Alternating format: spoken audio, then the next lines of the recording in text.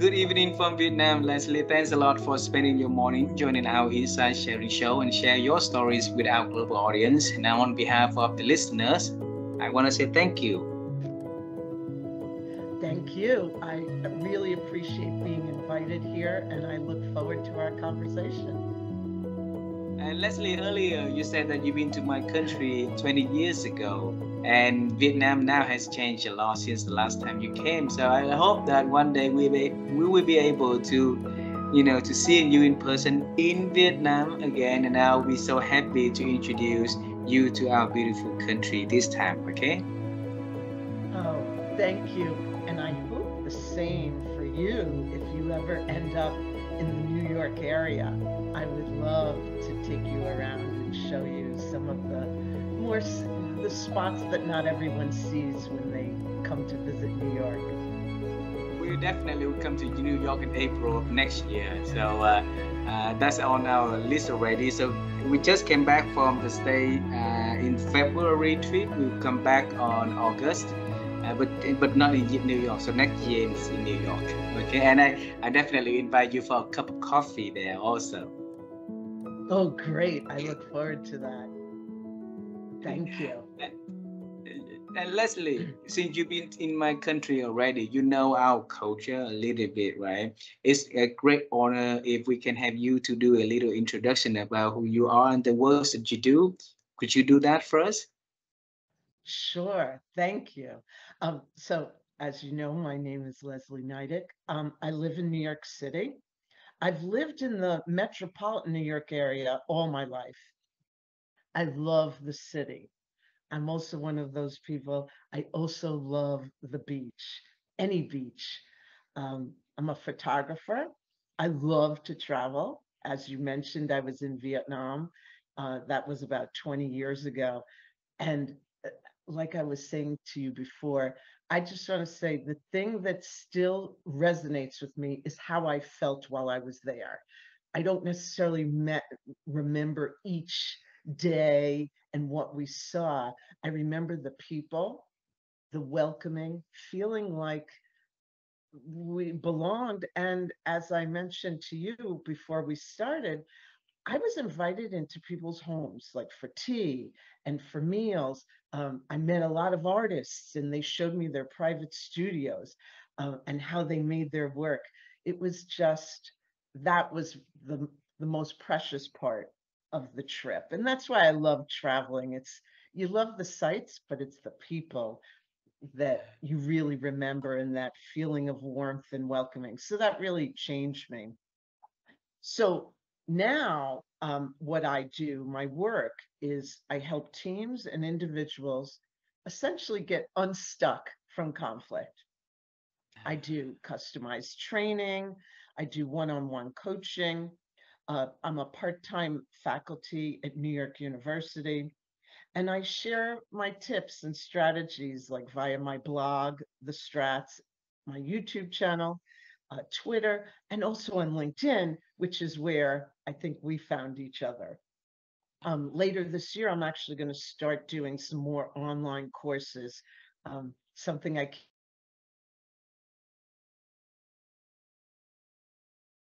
the summary of like where I'm at and who I am. Wow, wow. Leslie, we want to know more about you, and this program is designed for us to understand the journey that taking you to what you are doing today. So let's travel time together and let's examine that journey together. Is that okay with you? Yes, yes. Alrighty. Alrighty. So when I was young, really, really young, I wanted to become an astronaut. All right. And traveling to space seems so cool to me, but life didn't give me any chance to do that. So I want to know when you was young, what was your dream about your future though?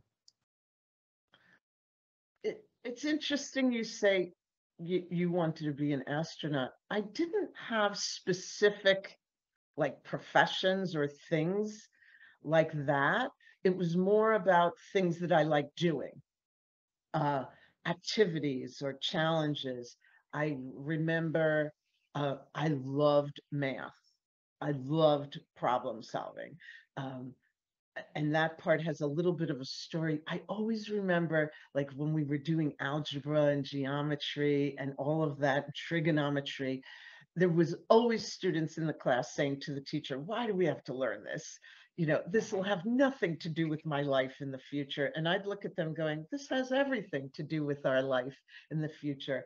And I was young, but the teacher would say the same thing. Like, it's not necessarily that you're going to use trigonometry in your future professions, but it's the logic, it's the problem solving, it's all of that I learned of how to even put things together. We don't have to remember the formulas, but I remember that kind of thinking that has to go on to figure things out. And I just love that. And that I slightly mentioned, I also loved putting things together, taking them apart. And I never wanted to read the directions. I just loved figuring out how it all works. Uh, but I also had, a creative side, art, painting, drawing, crafts, some sports. I was nothing near being an athlete, but I loved activities, whether it was uh, ice skating, I loved tennis, then walking, which continues to be a big part of my life. And there was another, I guess, more businessy side to me. As a young kid, I was very entrepreneurial. I didn't know it was called being an entrepreneur.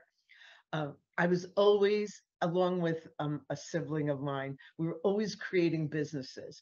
Uh, Everything from, some were typical in that era of, I had a babysitting business. I wasn't just the babysitter. I had like friends that I pulled in and I would get them babysitting jobs.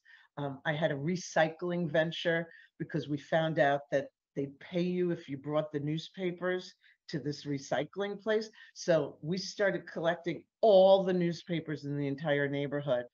Of course, we had not planned how to get them to the recycling center, and I did need to ask my parents to assist us with that.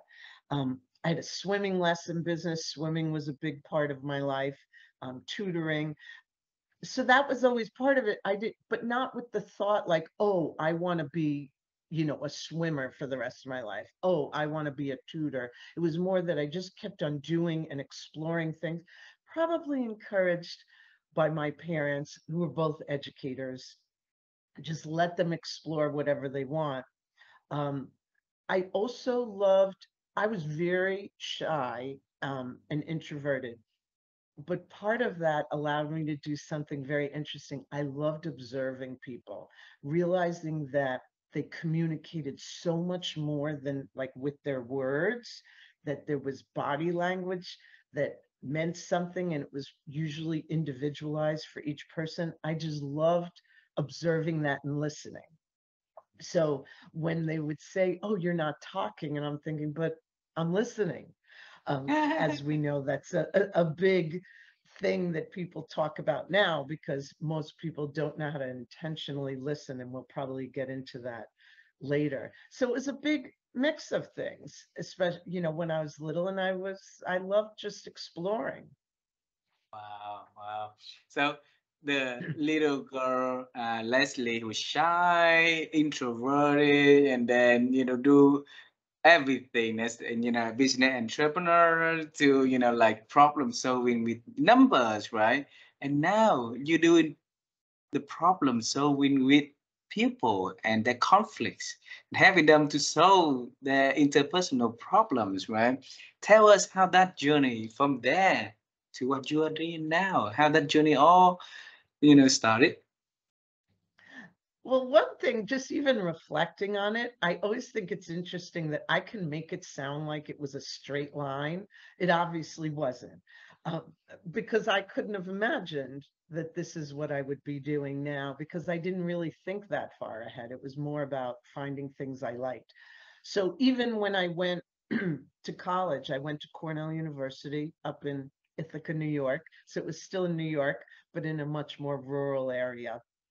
It was the picture of what I imagined college to be. It's this amazing campus, amazing landscape.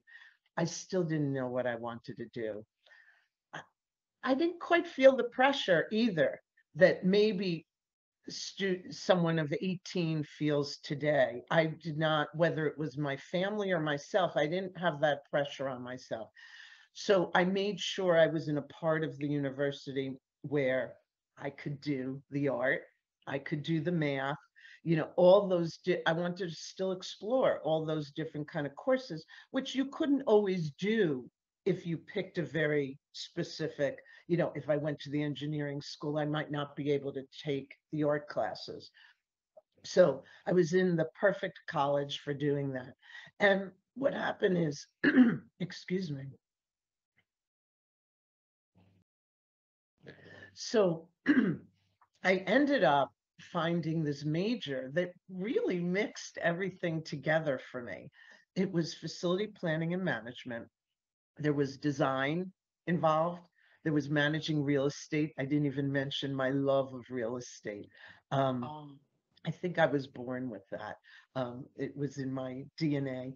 And it was a mix of business management and all of that mixed together pretty much like touched on all those points that I was mentioning of what I enjoyed as a child.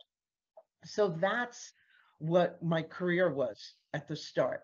I was managing real estate for organizations, design, construction, um, a lot of problem solving.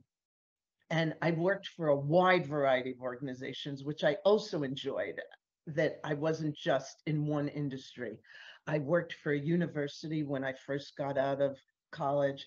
I worked on Wall Street. I worked for the city of New York, developing homeless housing and doing tremendous construction. I've worked for a publishing firm. I worked for a startup. And I even worked for Radio City Music Hall. I don't know if you're familiar with that amazing entertainment venue. And there I did a lot more restoration kind of construction. So within all those organizations, the common factor was that my position put me in the middle of conflict every day. And yet I didn't necessarily feel the pressure. I just saw it as a problem. And that is what got me thinking like, wow, our mindset can really impact how we see things that some people see as very negative and maybe I see as an opportunity. And that's why when I got into the point of the one piece of me that wasn't quite being satisfied was the entrepreneurial side. So when I decided I needed to make that leap, that what I wanted to do my work outside the organizations for organizations versus being in them. So that is where I got to feed my entrepreneurial spirit. So at one point, I made that pivot and I did some other things to really, create credibility as a conflict resolver. I did, I worked for the stock exchanges and I've done a lot of arbitration for customer cases as well as employment cases. I was got some connections with some judges in courts and I got appointed to help high conflict families and be a neutral. Um, I started teaching, which all happened by accident, but it comes back to where I loved my little tutoring business that I had as a young person. And that was all because I took a course at NYU where it was a real practical course. We got to mediate and arbitrate cases in court. And when I finished the course, I stayed in touch with the instructors. And every time they needed to be away from the class, they would ask, well, would you like to volunteer and fill in? I'm like, sure, why not? And eventually, in a short period of time, one of them had to leave the area and move. So she asked, would you be interested in taking over? Sure, why not? And it became this thing where, and then the co-instructor, he ended up moving and he's like, I teach 4 courses. Would you like to take them over? Sure, why not? So I kept on falling into these things where I'm like, oh, I like teaching. And then that evolved to I want to marry both, like that I worked in organizations and now I've really worked on my skills as a conflict resolver. how can I help people every day manage the conflict that they're encountering in the workplace? And that's how it's evolved into where I am today, where I've really brought that both together, where I help people manage conflict and use the tools they already have with their communication and work with reframing and mindset so that they see conflict as an opportunity like I do, but usually they look at me at first going, an opportunity. Most people want to run from conflict and I help to push them into it. Wow, Leslie, you've been working in the field that every job that you put that you did earlier always put you onto the seat that you have to deal with conflicts, right? And like you say, everybody hates it, but then you see opportunities in that is because of the mindset. So can since when you really realize that, Leslie? Um, it's a progression. It's Uh, watching I mean, it was times where facilitating other people to resolve their conflicts and empowering them as a mediator and seeing that when I help them hear each other better, suddenly they would look at each other and go, oh, I didn't know that's what you were thinking. And the other one will say, well, why not? That's what I kept on saying. And that's where I really hone my skills on communication by watching what others do where they don't hear each other. I figured out what the right things to do were. And it's specifically, that's probably one of the biggest sources of conflict, that when we communicate, we're also miscommunicating. And the reason is because we interpret words, phrases, and things differently. We have different experiences. And how can we connect that more? And a lot of it has to do with listening, which many people say, well, I know how to listen. Of course, I know how to listen. And I'm like, yes, passively you're listening, but do you know how to actively listen? And that, and they'll, yeah, yeah.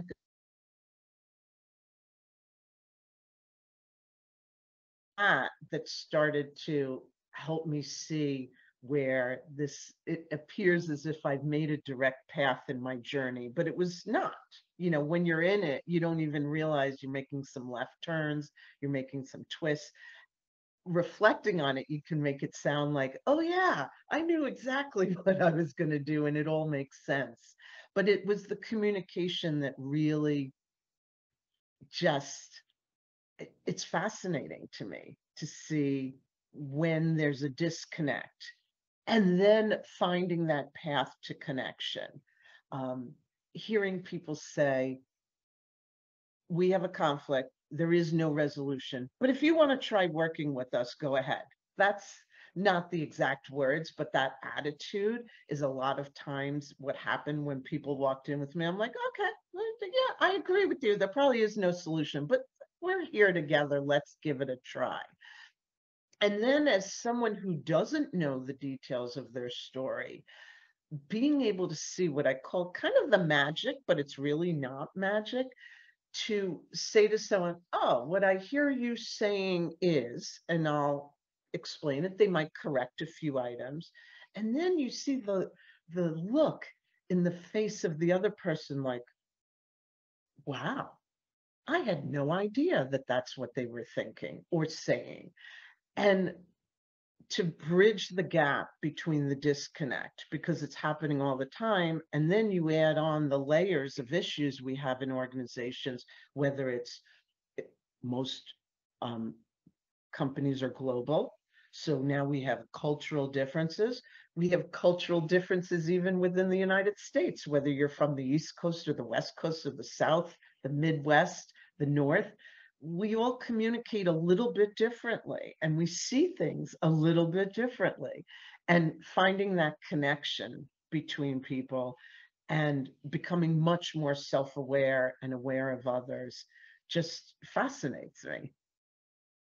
Leslie, imagine, like your job, you deal with companies that are operating globally. You work with a lot of senior leaders and help them to resolve conflicts within their teams or within the management teams, right?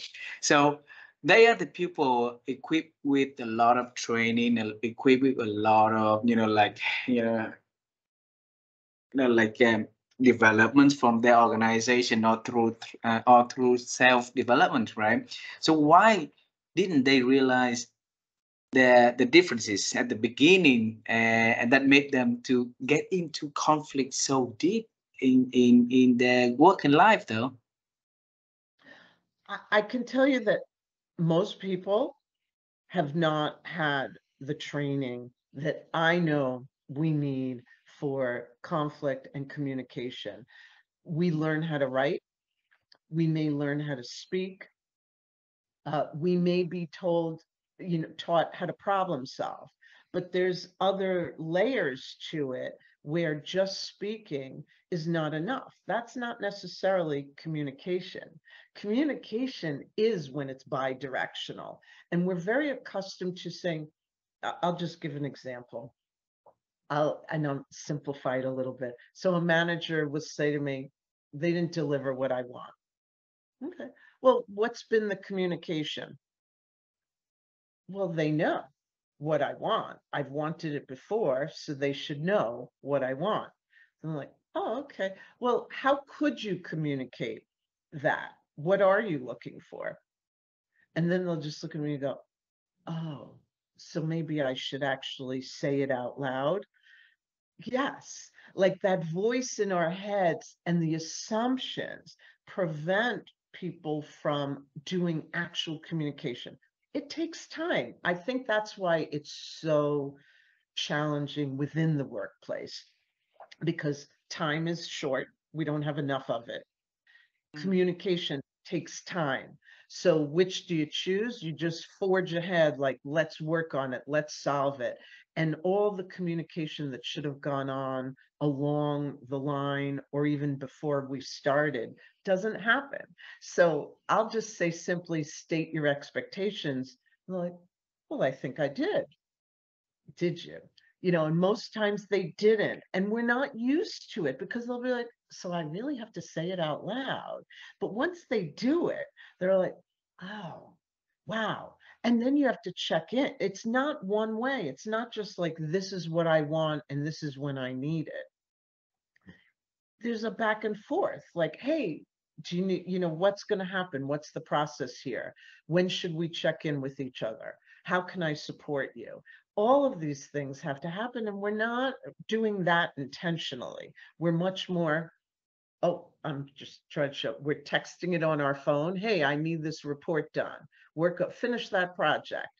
That's not necessarily stating expectations. That's just saying a deliverable, but what about all the in between? And we're not used to having those conversations. So Leslie, what you're saying is that most of our conflicts comes from the way we communicate to one another. So if we can communicate more effectively, then conflicts will reduce drastically. Am I understanding it correctly?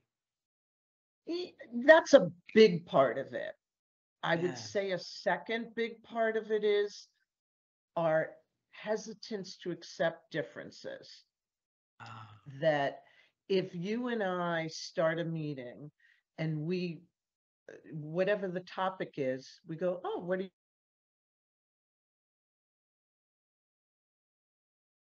our initial reaction is like, that's too uncomfortable. So we have to find a way to agree. Like everyone wants to get to agreement very quickly. And that's one piece where people rush to agreement and they're really not in agreement because there's this avoidance of differences. And I think we have to look back to like, even just in our personal lives, we'll say to someone, well, that your friend is very different than you. That's fun. It's interesting. Okay. So why isn't that fun and interesting in a meeting to hear a different opinion, to hear a different idea, to hear a different perspective, to hear how, say, I suggest an idea and to ask you, hey, please describe my idea, and find out, oh, wow, I didn't even think about it like that. But to be excited to hear the different angle versus feeling like we need to get to an agreement and quick and fast. And I think some of that in workplaces is that so many are based on blame, that it's all about like, hey, who did that wrong? Whose idea was that? And that failure isn't welcomed. Mistakes are like seen as a problem and Mm. something you want to get rid of and punish someone for, well, almost, versus, well, how else? We all talk about it like, hey, we didn't get to successful points without those failures. That's when we learned. Those were the growth opportunities. So that's what I get back to with the reframing and the mindset, that like failure, to me, that's not a bad word. Someone else hears it as a very negative word. It goes back to the word like disruption. Someone who disrupts an industry, apparently that's a very good thing. Uh-huh. Particularly in English. I don't know if it necessarily translates to all languages. Well, when I was younger, if you were told you were disruptive, that wasn't necessarily a good thing. You didn't want that on your report card that went home to your parents. So it is how you frame it, and that's the other, like, of the other important component, how we frame things and how we reframe them so we can hear them better. So how can we help the people to get, better understanding one another and their differences? Leslie. uh, the the one skill I think we all have to work on, myself included, active listening. I Active think list. that that's one of the most difficult things to do, and most people think they're doing it well. And it's everything from, we all know, they know the rule. Yep, turn off your electronic, or turn, put away your electronic devices.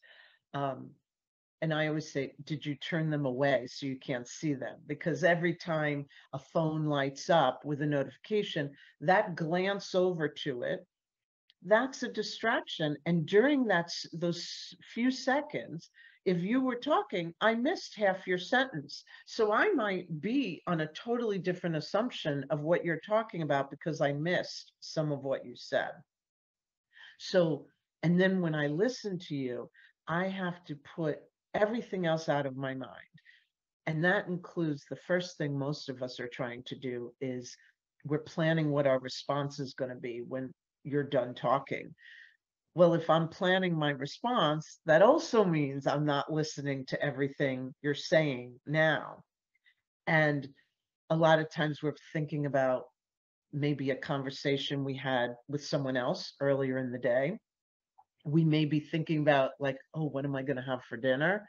And all those split seconds or multiple seconds that we're not listening, we missed a lot. So we Mm. have to just be present and not have that pressure of like, hey, what am I going to do when she stops talking? Well, you can pause and think about what you want to ask next, but don't plan what you're going to ask next while I'm talking or while you're talking. Mm.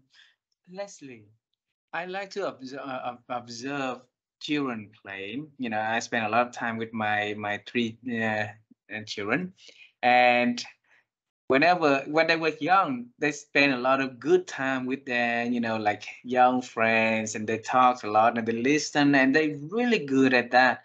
But eventually, when they get older and similar like us, they're not good at listening anymore. So I want to know what happened to us on the way to grow up, and that we lost that beautiful skill, though. Well, there's a lot of us who try to remind everyone, like, let's get back to our kindergarten skills, because Yeah. what we learned in kindergarten, all those things like, share your things, listen to your friends, play together, have fun, laugh together. We forgot what comes naturally to us, that we were given all this time to do these things of just enjoying other people. Didn't matter if someone was different. We just all hung out together. So I think a little bit of it is just reminding ourselves of that beauty. But what happened to us is life, and our worries, our pride, our stress, our anxiety. And that's where mindset comes in. I know that for me, I thought everyone you get brought up in a certain way and you think everyone has that. Now I see the difference where no matter what was happening, I was always shown, like, let's find the positive in it. It doesn't mean that we were ignoring the negative, but we were like digging underneath it and going, oh, there's one positive down there. Uh, and just keep that focus of like, wow, there's always this balance. Like, hey, today maybe more negative happened than positive, but I want to remember the positive and be grateful for that and figure out it makes it easier to manage the negative. So I think that's part of it, that how people proceed with what their mindset is. A growth mindset, it goes back to, if I make a mistake, okay, oh, good. Let's figure out what went wrong. Let's figure out how to change it. What can we change? And other people are like, oh my, I mean, I've heard it from bad bosses in toxic workplaces. Well, I need to first I'll ask them, what do you do with a mistake?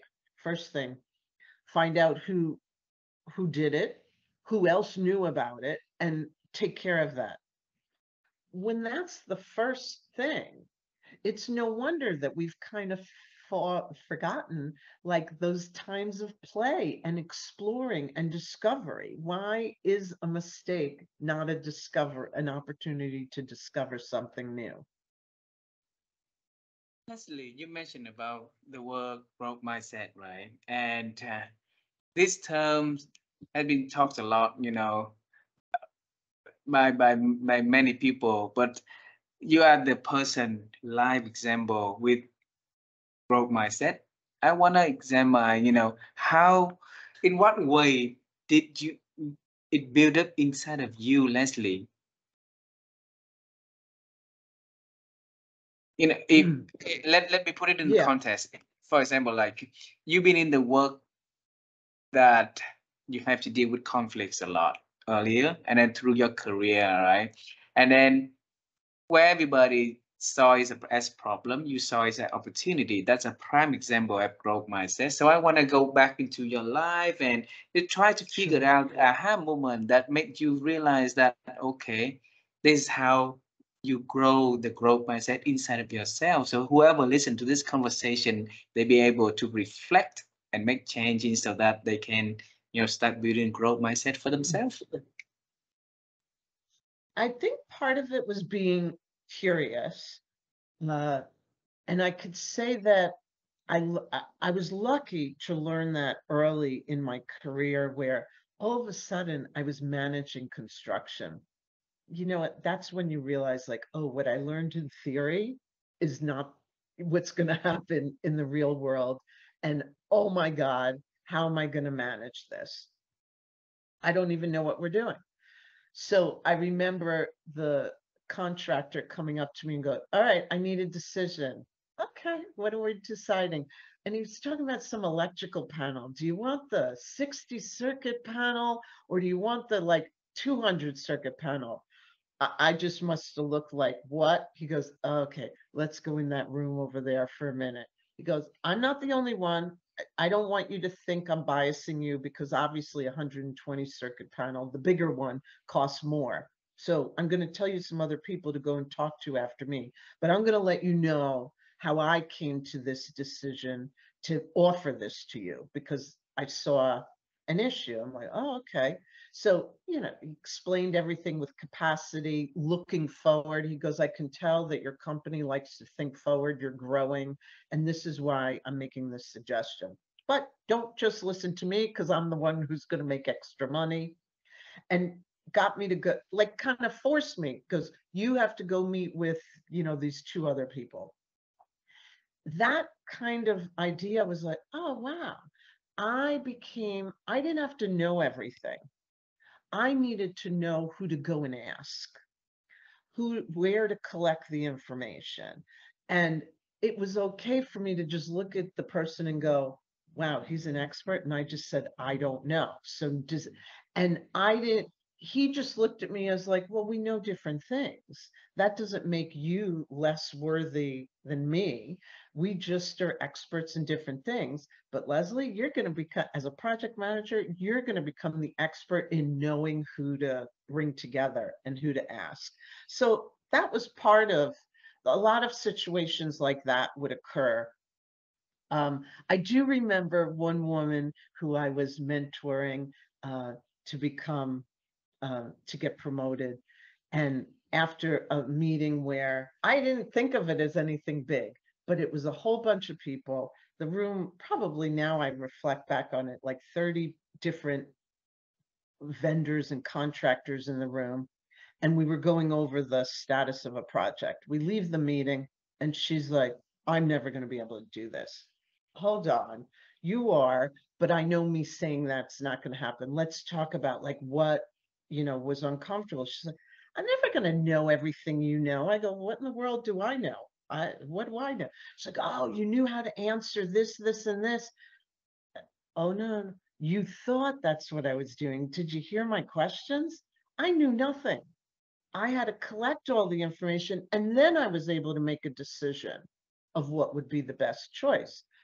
And I even said to her, I treat everything like it's my house. Like if someone knocks on my door, my front door, and just tells me, you need this new thing, do you just say yes? No, they're invading my home. This is my house.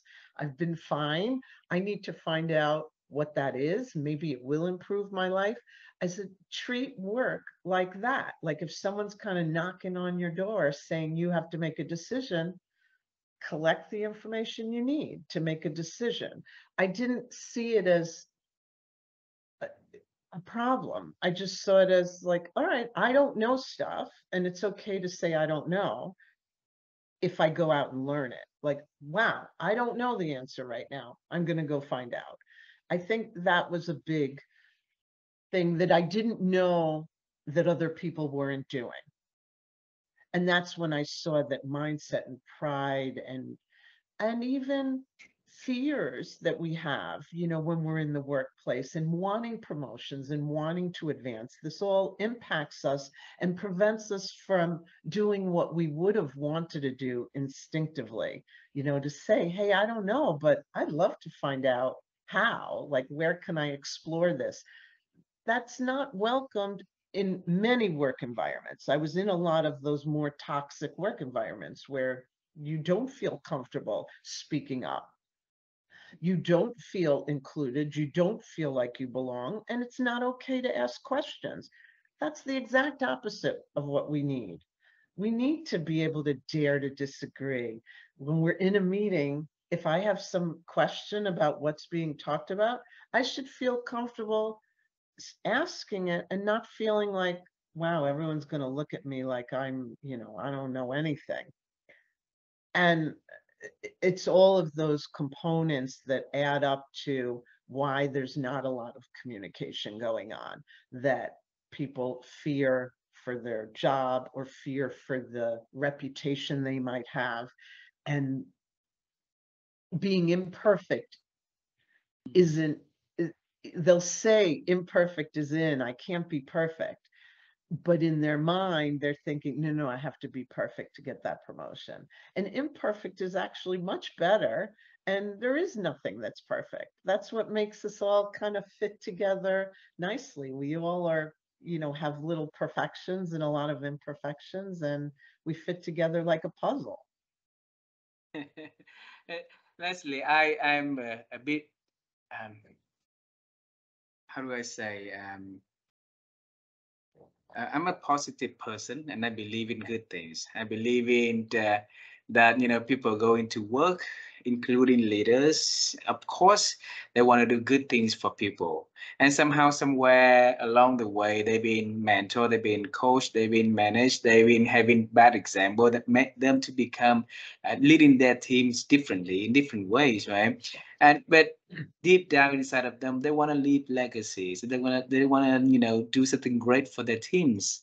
So how can they make change so that they can help to create an environment that less conflict, or even if there's conflict, they be able to solve it and promote a positive way to handle conflict within the organizations, no? I think one way to start is accepting that conflict is okay, that we need conflict. It depends on how you treat it. If everything that is a differing opinion is conflict, then what do you want? Everyone to think the same? Uh, I think it goes back to hiring as well. I know that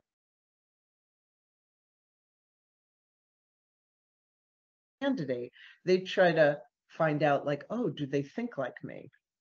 Will they do things in the same kind of process? Is this how they're used to working?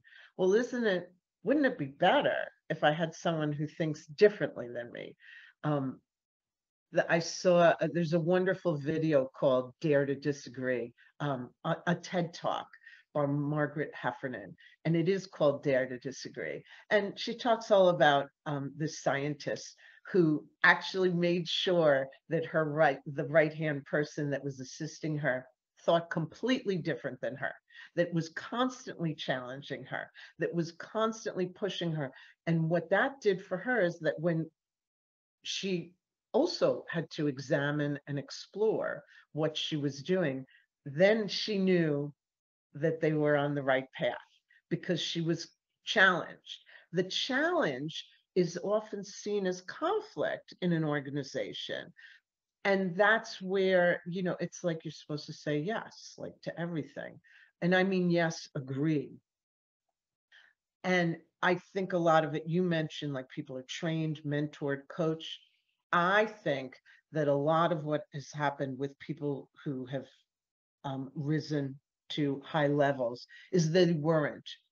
They were promoted because they were doing a great job at what they were doing. Did they get leadership training? Probably not. Did they get management training? Did they get even a leadership coach? Then they assume like, well, I got promoted, I'm now a leader. No, a lot of times I think of it as you're a boss. And unfortunately, a lot of times they're a bad boss because they just repeat what other people did to them.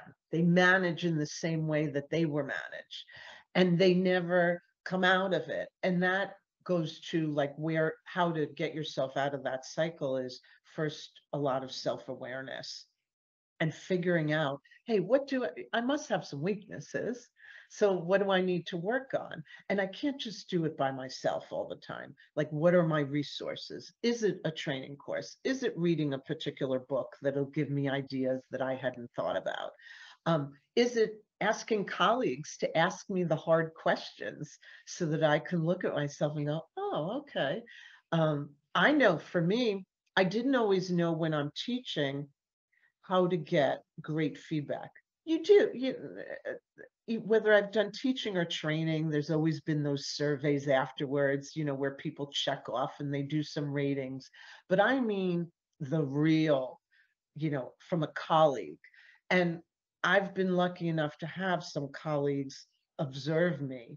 And especially when I started doing some teaching online, when the pandemic started, I was like, oh my God, how am I going to translate my energy like onto Zoom? I'm not like quite accustomed to this.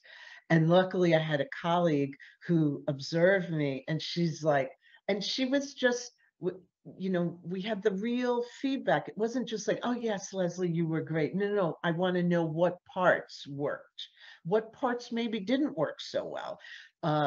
The best part was she told me about something I did so well, and I looked at her and I go, you do know that that was a tech problem. She thought I deliberately had my camera go dark because I was talking about body language. And she's like, oh, that was a fantastic exercise. The students really understood it. And I said, no, my computer really went dark. I couldn't see anything. She's like, oh my God. And what was great, I looked at her and I go, thank you. She goes, for what? I said, you just gave me like this amazing feeling about tech. We all have tech problems. So just go with it. And it works. And I said, and obviously it worked. I just went with it and used it. So, but that's what it is, real feedback, not asking your team, how am I doing? Oh, you're doing great, boss. No, real feedback. And we're not accustomed to that in the workplace. You know, back to, I think learning and development has been lacking because people get promoted without it and people don't get it to even maintain where they're working. The other part is when we give feedback, and it's usually a very formal program once a year, like an annual performance review. Those reviews, those should be recaps of what we've been talking about and conversing and communicating about all year. Unfortunately, they're typically surprises that you get your review, whether it's good, bad, or in between, it's a surprise. You've never had that conversation with your manager. And that gets perpetuated where we just don't talk about it. So the leaders aren't getting feedback from their team. Hey, people aren't accustomed to going to their manager and saying, you know, that meeting we had yesterday, that was fantastic how you asked some of those questions. There was one thing I wish we would have had time to do. What, but if I ask them, most people won't go to their manager and say that because that's well, I can't go and criticize my man. Well, is it criticism or is it like, you know, the give and take? So the real give and take conversations, if we did it all year, maybe we'd get a little more accustomed to it rather than waiting for human resources to say, oh, those, we need those reviews, they're due by, you know, whatever, December 15th at 5 p.m. So guess what happens at 9 a.m. on December, whatever date it is? Everyone starts doing the 35 reviews they have to do. So I think that's a big, you know, big part of it. Awareness, self-awareness, and genuine feedback back and forth between managers, colleagues, teams. We don't do it. We just like applauding the wins, but we don't Uh, talk about like the areas of improvement. Leslie, there's a lot of things working out there, is checking the box, like you say, and then having that, the actual, the real feedbacks that people are doing with it, the hearts to spend really good time to think and make change. Those are really, really rare out there. So, and then the whole disruption, the whole transform needs to take place with a lot of effort. So where do you see them happening in the future, though?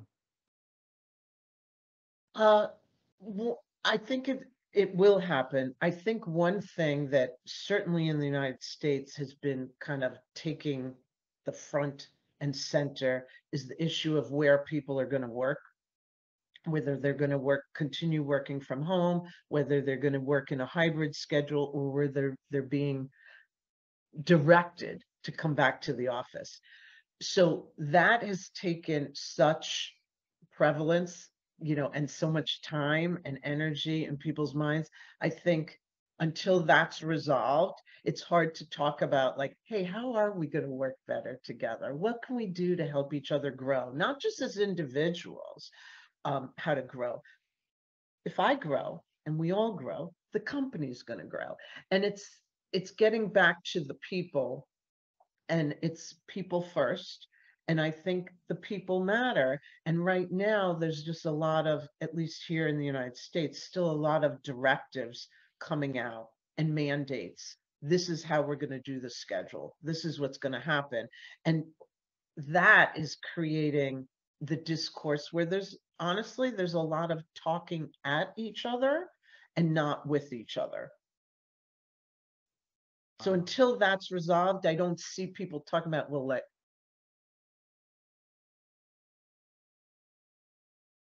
that when they're so focused on where am I working? What is where can I find a company that's not just going to dish out a mandate, that they're going to help me grow and give me the tools to grow so that they can grow. Wow. So where do you see it's gonna come? Whether, we will go back, or like working in the office and hybrid or remote completely? What did you see, Leslie? I think it's going to be hybrid in many companies. Uh, but the one thing for me that's just makes me giggle a little bit about this whole thing, I worked hybrid most of my career. And I didn't know there was a word for it. I was just like, I'm working. Some days I had to be at home. I remember saying to a manager, like, oh, I have that call in the morning. So I'm going to do that at home so that I can be in a private area. And then I'll go to that other meeting or what. Yeah, yeah, yeah. That sounds great.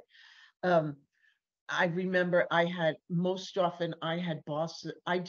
My managers were rarely with me physically. They were in other locations, sometimes other states. So I was accustomed, to me, it was always remote. I was always working remote from the team I was reporting to. So I think that we need to be flexible, but not to the point where we're all like, well, I want to work at home only. Well, I, I think you're missing out on a lot of interactions. Yes, you and I, this is amazing because we can't just meet in a coffee shop to talk to each other. The physical distance makes it impossible. Even our time zone differences is a challenge. So for us, this is so much better than not meeting, not talking to each other and just emailing each other. So this is great, but we need to mix all the alternatives. If I just go from I used to be in the office to not being in the office, well, where are all those interactions happening, the casual ones? Because I could tell you that some of my best contacts in my network are people that I met by accident in an office or in a workplace where they were the person that happened to go to that corner coffee shop the same day as me every day. We would have never met each other because our formal jobs didn't intersect. But as it turns out, our projects needed to intersect, and we would have never been able to chat about that because most times it went through formal channels, that informal meetups. So that's where when someone says, I can only work remote, do you want to start to build a network? I don't believe you can only build it online because you see people cheering it on, like when even people who met on LinkedIn and they finally meet in real life, they're like, it's amazing community to meet people on LinkedIn. It is powerful, it's magical, it is fabulous. And then when you meet in real life, like the joy you see in their face that further connects them is amazing. So I think there's a mix, but I think it depends on the function of the job. It can't just be dictating everyone needs to be in the office.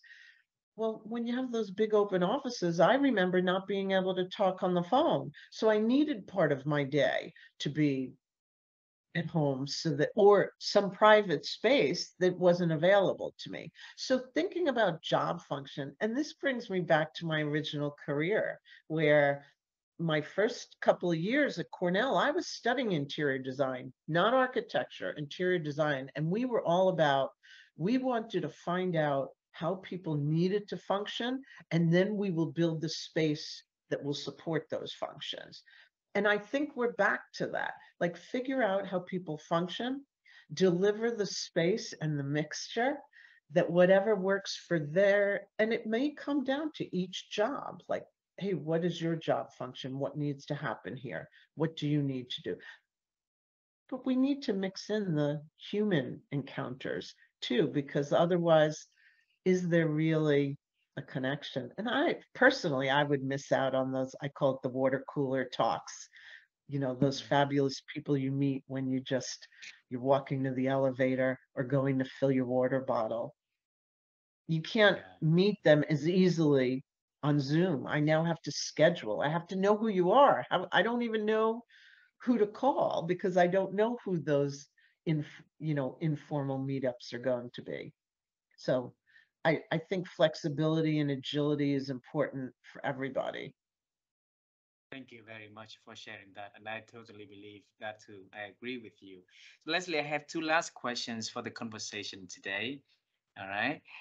And during the conversation, you mentioned the word thinking numerous times. So changing the thinking and stuff like that. My wife and I, we've been on the quest to help people to improve their ability to think because we believe that every good change happens with the good thinking at the beginning, right?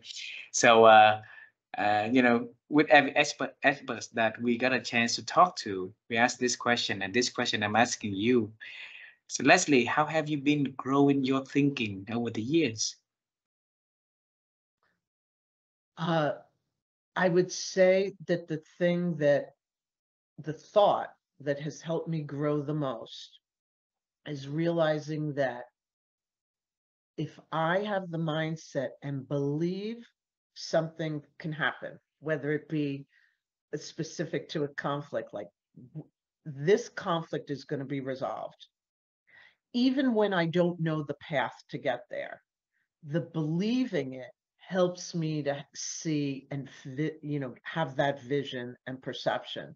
The other piece, so believing I'm going to fix and resolve this even when I have no idea how to do it will get me there. That determination. Second is, I would say, I'm trying to think of what would be the most important because of course I have quite a few. uh I still think that's the most important one, the believe that it will happen. And I think awareness of perspective. And I call it like change your view, where many of us will say, I might say to someone, we need to like look at that objectively. And some will go, well, I am looking at it objectively, which is very difficult to do because we're all subjective people. We bring our experiences. But finding ways to be more objective has helped me see things in broader perspectives and figure out where to focus when I need to focus. And I kind of do it like put myself in the balcony, so to speak.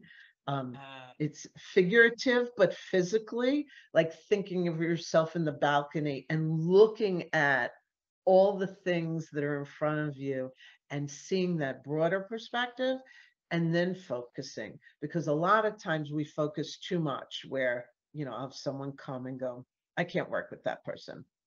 And they're so focused on that one bad conversation. And then I'll just say, well, you've been working with them for 25 years, broadening. So let's talk about, what has gone well and what changed. So it's that broadening and the broad perspective and the focus and figuring out how to balance that and use both are key. Beautiful. So believing that you can, find the solutions and then try to be aware of your perspective and change your view, right? So that is the techniques that you are applying, so that helping you to grow your thinking ability over the years. I know that more that we can get back to that at a later time. So the last question, Leslie, we've been traveling to the past to know what was your dream when we were young, right? We figured out the journey that took you to what you are doing now, and let's travel to the future a little bit. Is there anything exciting that Leslie is doing she want to share with us so together we can celebrate with her in advance?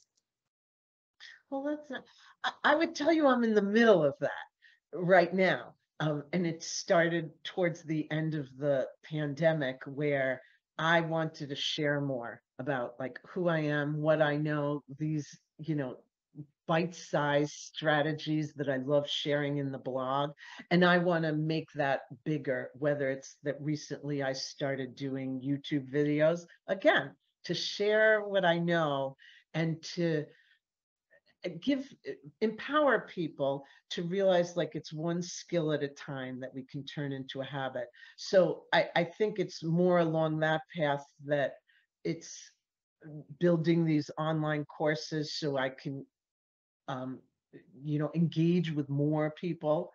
Uh, to get the word out, because like, you know, that I don't, it's seen as this brick wall conflict, and I kind of want to knock the bricks off the brick wall.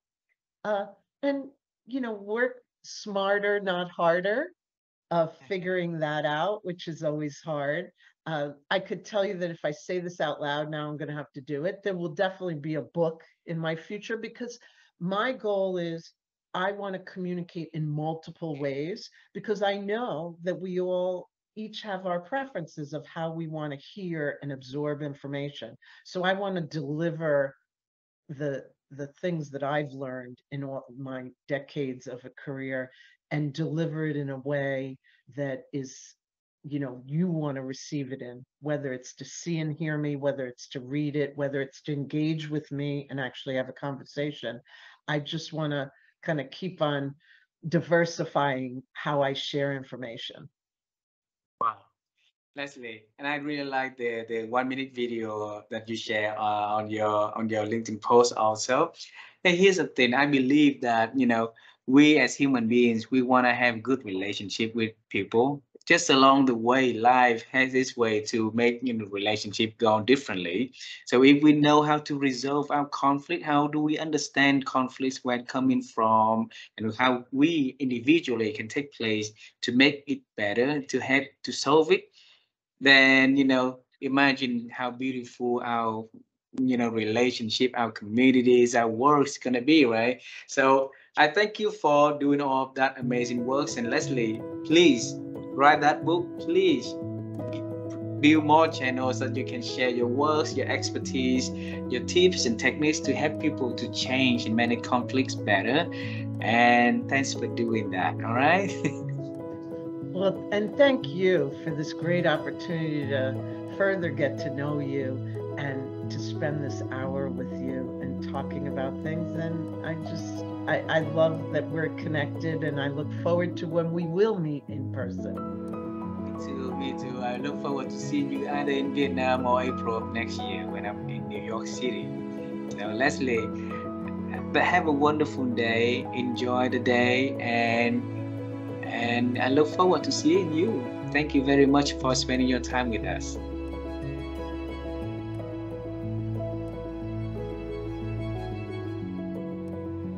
And Leslie, Yeah. Leslie, I could not hear you. Can you say the can't last hear question? me now? Yeah, I could hear you about 20 seconds. Yes. Oh, thank you so much. I look forward to when we can meet in person. Me too, me too. All right, Leslie, have a wonderful day. Bye bye for now, all right?